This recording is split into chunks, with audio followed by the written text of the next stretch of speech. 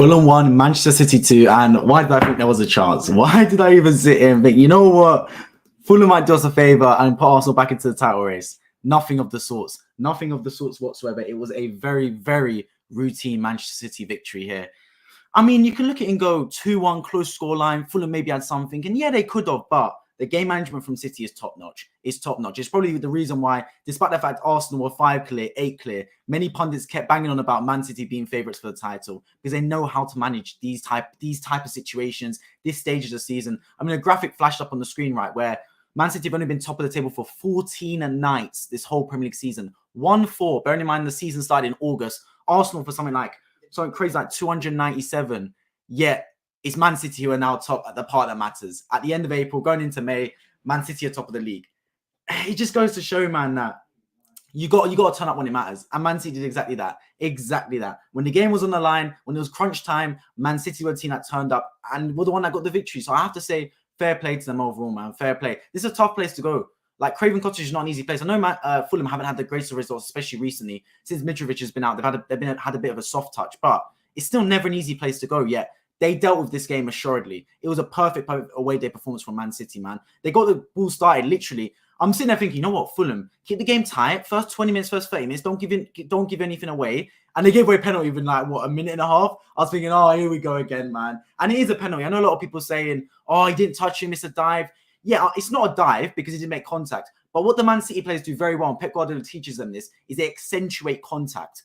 They don't dive, but they sell it. They sell the contact, man. Like, if they get hit with even the littlest touch, they're flopping like a seal. They're flopping like a salmon, and they're getting the penalty. They know exactly what to do to basically accentuate the contact and con the referee. So it's a pen. He did touch him. It is a pen, but a lot of other players would have stayed their feet in that situation. But the slightest bit of contact, he's hitting the ground, Alavarez, and you know what he's going to do. Haaland scores a beautiful penalty. The same direction that he scored in the last minute when they beat Fulham at the Etihad.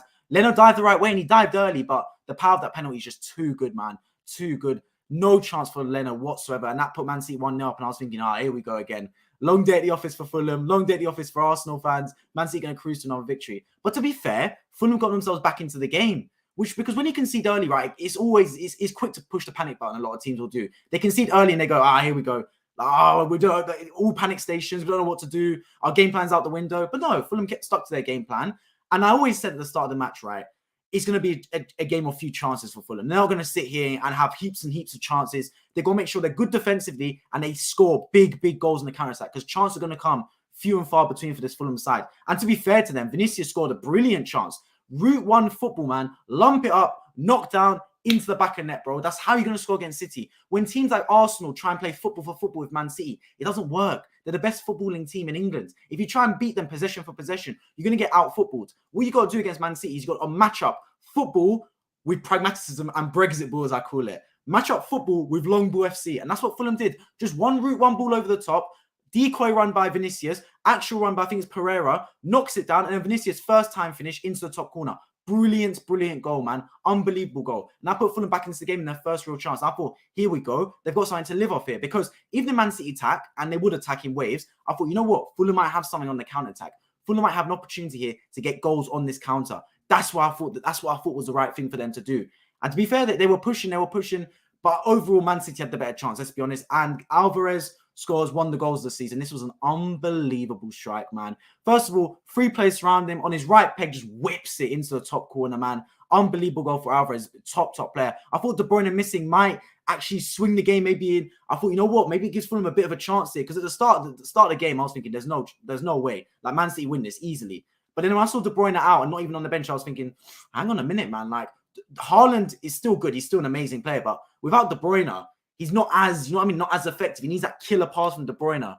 So the fact that De Bruyne was missing, I thought, you know what? Fulham might have a chance here, but didn't prove that way. And after 2-1, City's game plan was unbelievable. They kept running forward. They kept having chances. Leno pulled off some worldies.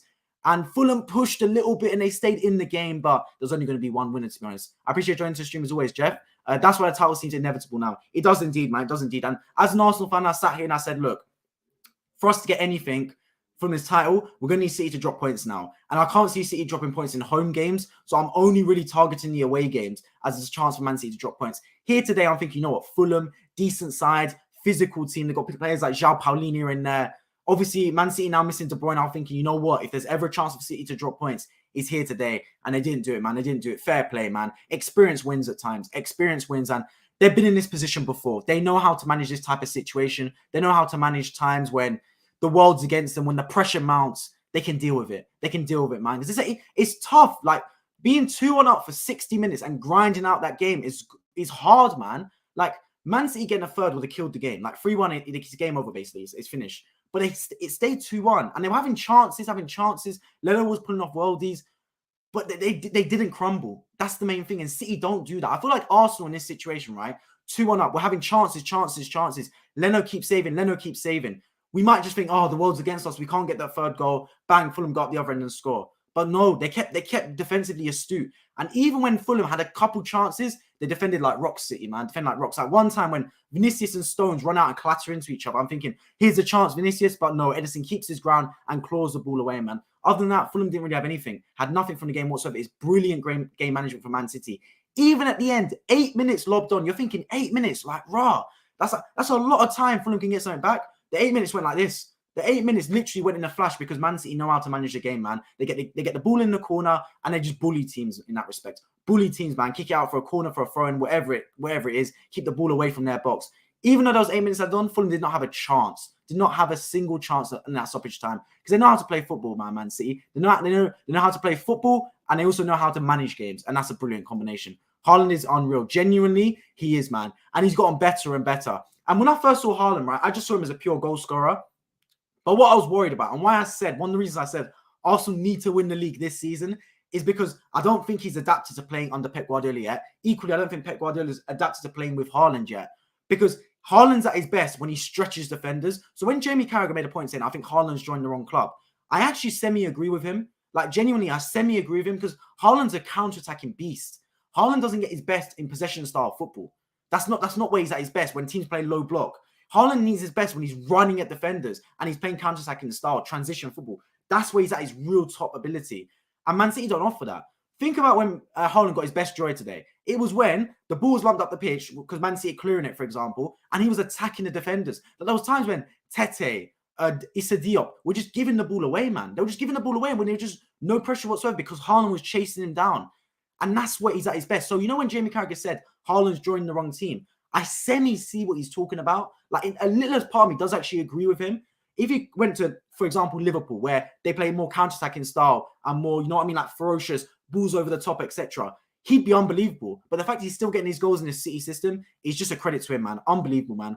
Unbelievable. And it just goes to show as well that give it some time and he will adapt. And this is why I'm worried, about them next season. Because City this season, make no mistake about it, they're good, right? But they've also, let's be completely honest, experimented for the majority of the season. For the first 70 to 80% of the months, they experimented. It was only until March when I really saw City go with a style that works and go with a consistent team selection and consistent tactics. Before then, they were lobbing Bernardo Silva left back, Rico Lewis left back. De Bruyne weren't in the team some weeks. I was thinking, what's going on, man? Like, what's Pep doing? He's overthinking it again. It was only when he got to March and he started playing the 4 centre-backs across the back, Stones in midfield, and then he found a way to put De Bruyne in the team alongside Haaland.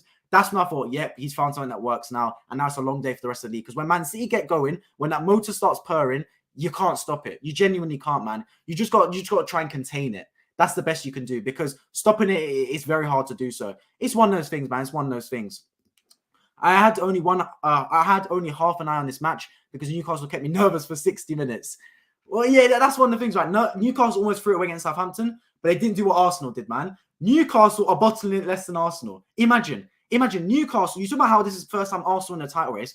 Arsenal are a massive club that have finished top 4 consistently under Wenger and are still a massive team. Like, don't get me wrong, Newcastle are a big team as well, but Newcastle won a trophy God knows how long, man. This is their first time in a top 4 race in forever, basically. It is so long. Yet Newcastle don't bottle it. They went 1-0 down to Southampton, yet they find a way to win the match 3-4-1. It's crazy. Arsenal go 1-0 down to Southampton, they make it 2-0, then they go 3-1 down, and they have to wait till the last minute to salvage a 3-3 draw. It's criminal sometimes what I've seen from Arsenal this season, man, especially towards the end. And if you want a masterclass in how to manage a football game, you got to look at Man City today, man. Man City today. Newcastle pulled it back, and fair play to them, man, because going 1-0 down is never easy. The crowd would have been a bit nervous, but they found a way back into the football match. But if you want to look at an all-round game management, you got to look at Man City. Look no further. Like when Gundogan came out before the game and he had his interview with Sky Sports and he said, I'm not surprised Arsenal crumbled because they're not used to pressure situations. I felt like it was a bit of kick in the teeth and it was a bit like, that's a bit rude, man. Like he's not wrong, but he didn't need to go there.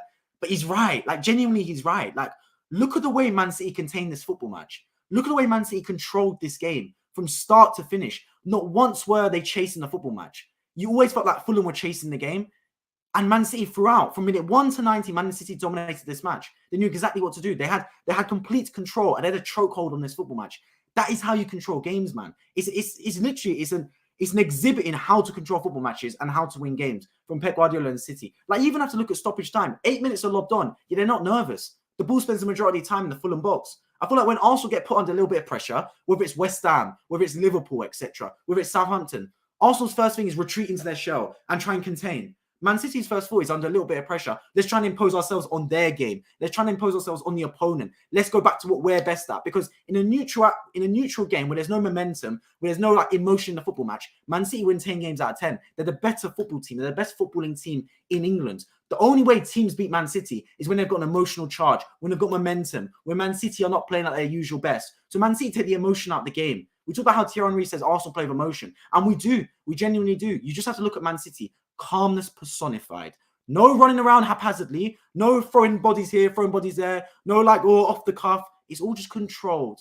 Nothing seems to happen. Everything seems to happen as according to Pep Guardiola. Everything seems scripted with Man City. Like they're doing it for a reason. And that's what gets you results, man. That's what gets you results. And Man City, fair play. A masterclass in how to manage a football game today, man. Can't even hate one bit. Unbelievable performance. Away day performance personified. Because even when it got brought back to 1-1, even when the Fulham crowd had a little bit of incentive, Alavarez steps up with a beautiful goal, man. Like they have the perfect combination, Man City. Perfect combination. They've got a combination of knowing how to manage a game, brilliant footballers, but also superstars that will stand up at the right time. You know what I mean? Like the reason I think, for example, Man City are going to win the Champions League this year is because they've got that X factor in Haaland. That little X factor. Even when the game's tight, even when it's edgy, they've got that X factor to win them games. And I've genuinely said in previous years, Man City didn't have that X factor. De Bruyne is that X factor, but is De Bruyne necessarily a top goal scorer?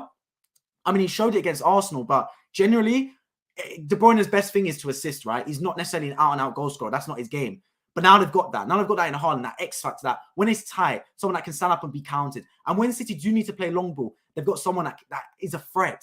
Because I always felt City's weakness was long ball. Like, for example, when they lob the ball up the pitch here, what can they do? Like, if Alvarez was up front, if Gabriel Jesus was up front, if Sergio Aguero was up front, they can't do anything. There's not a presence up front. Now with Haaland, they've got a presence. So even when they would clear the ball and play long ball, it still worked to their advantage because whether it was Diop, whether it was Kenny Tete, whether it was Harrison Reed when he was on the pitch, whether it was Tim Ream when he was on the pitch as well, they always seem to like get a little bit flabbergasted, a little bit like shook whenever Haaland would chase them down and they give the ball away. Even if there was very little pressure, even if there was no reason to give the ball away, the Haaland factor, the aura of the man, it caused mistakes within the Fulham team. And that is why they're so good.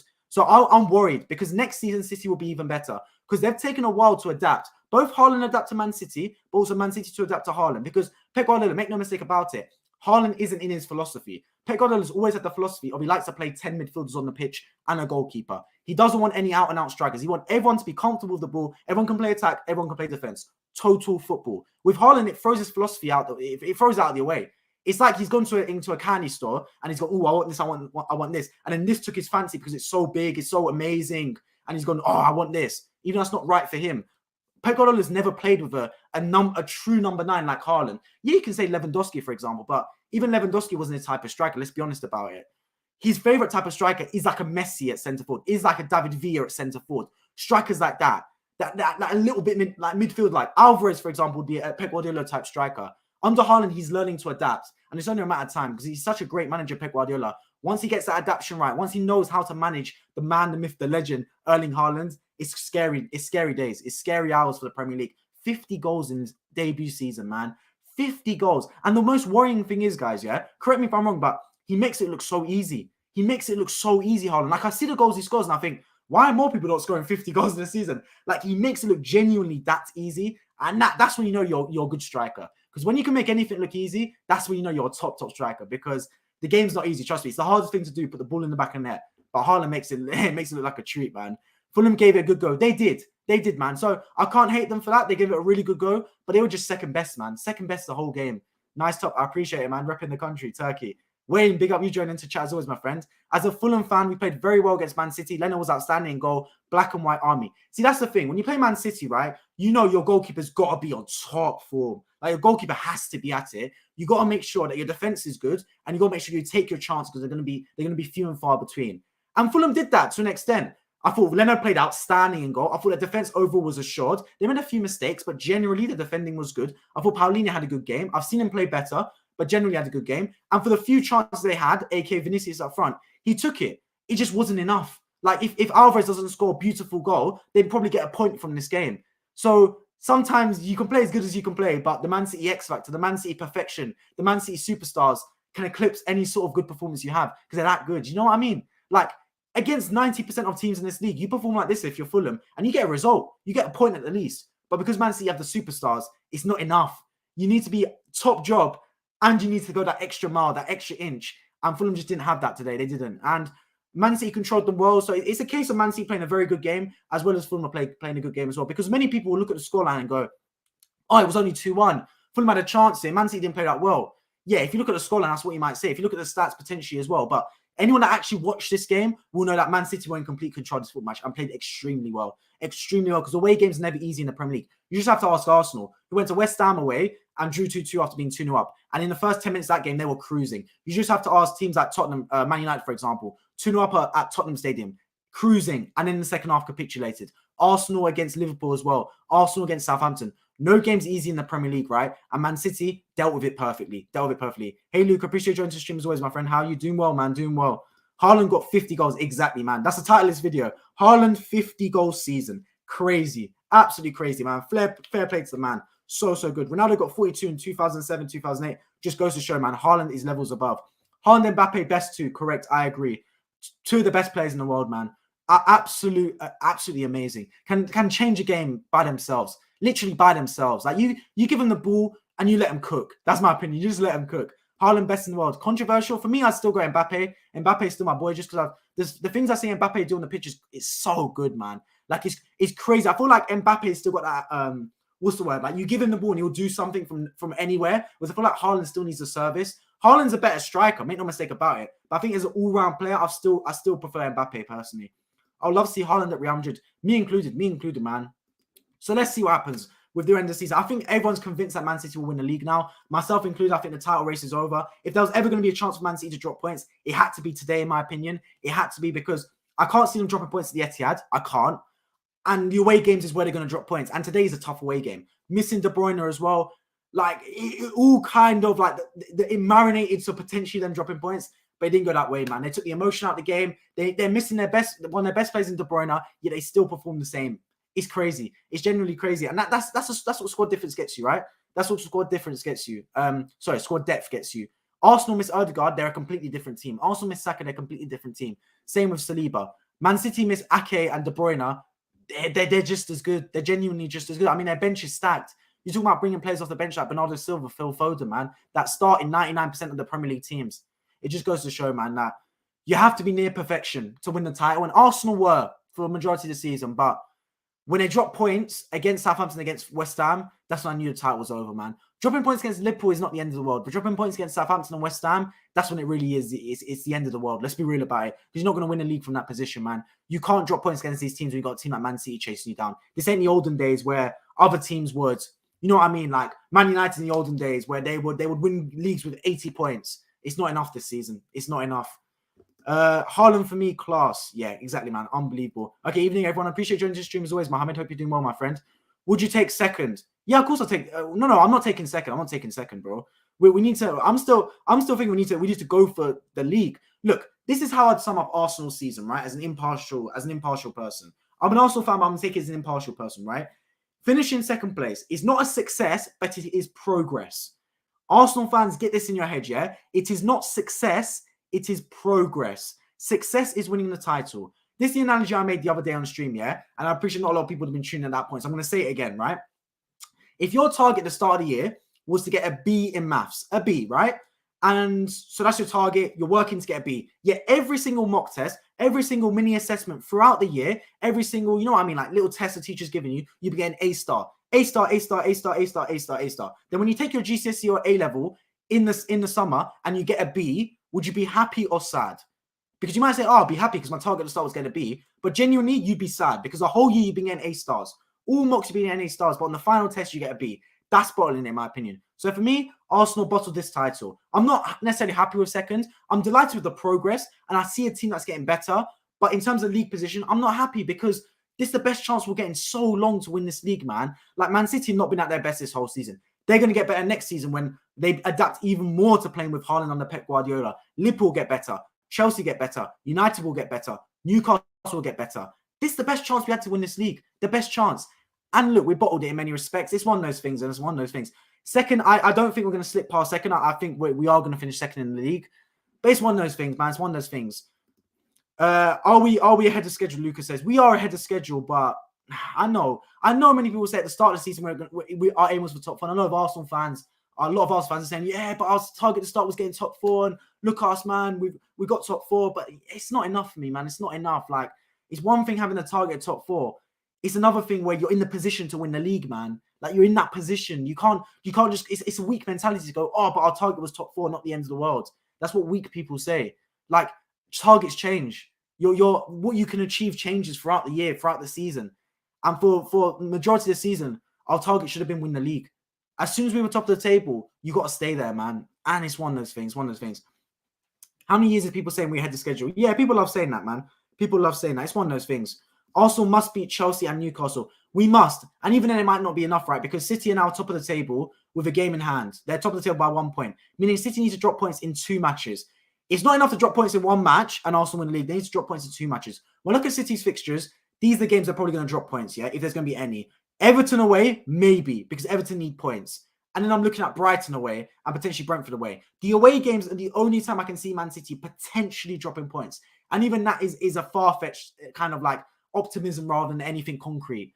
Because in the home game, City will not drop points. At the Etihad, City will not drop points. Case in point, if City drop points, City drop points at any point in the home games from now to the end of the season in the Premier League, I will be extremely surprised. Extremely surprised, I'm telling you right now. It's the away games that I'm looking at, such as the game today, where they could get a draw, for example, and that blows it wide open. But they didn't. They won the game. And look, if anything, winning this game 2-1 gave me more confidence City are going to win the league because it's the way they managed this game. Because they could have won this game 4-0, just like they've been doing for the previous 2-3 weeks. I would have said, it continues. But the game management in this game was top. It was top. Over the past 3 matches, City have shown how to win a Premier League, right? They've shown it. Leicester in their first Premier League game out of the 3. 3-0 after 20 minutes, blew them out the water. The rest of the game took their foot off the gas. That's what champions do. They show that they're a better team and they win resoundingly. The second match against Arsenal in the Premier League, yeah? 4-1, dispatched team top of the table, showed their class. Miles better team. Again, sign of champions. And in this game today, tough match, away from home, tight game, but you don't lose composure. You control the match throughout. From minute 1 to 90, the game's never out of your grasp. You've always got a tight fist on it. Again, showing the sign of champions. So throughout this season, Man City have shown how to be champions, man. Throughout. Like I said, they experimented for the majority of the season. And from up until March, I genuinely thought I couldn't see Man City win this league. Because before March, I watched a lot of games this season, a lot of football. And before March, Man City were really, they were chopping and changing. It wasn't concrete. It seemed a bit odd.